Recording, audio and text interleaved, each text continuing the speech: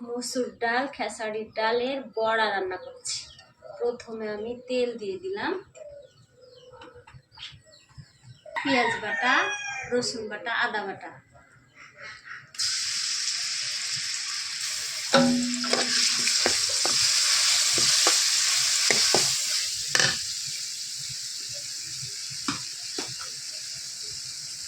তারপরে পরিমাণ মতো লবণ,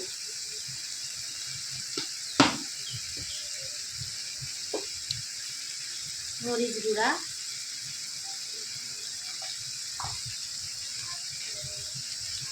ধনে গুঁড়া, হলুদ গুঁড়া। আর আমি এই মশলাগুলো বাড়িতে নিজের হাতে তৈরি করি। এখানে জিরা গুঁড়া। তারপরে মশলাটা ভালোভাবে কষিয়ে নিলাম, একটু পানি দিয়ে কষুনিটা ভালো হয়।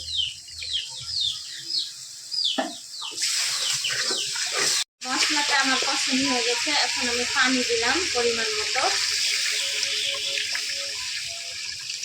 আর এই পানিটা যখন ফুটে উঠে তখন আমি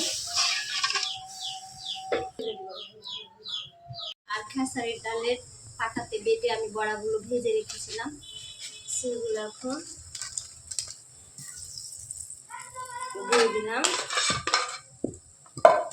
তারপরে এখানে একটা টমেটো দিলাম, তারপরে কিছু রসুন, ছিলা রসুন দিয়ে দিলাম। হয়ে গেছে, আমি এখন এগুলো বাটিতে করে নিলাম। এগুলো একটু ঝোল রাখতে হয় বেশি করে, না হলে পরে ঝোল থাকে না।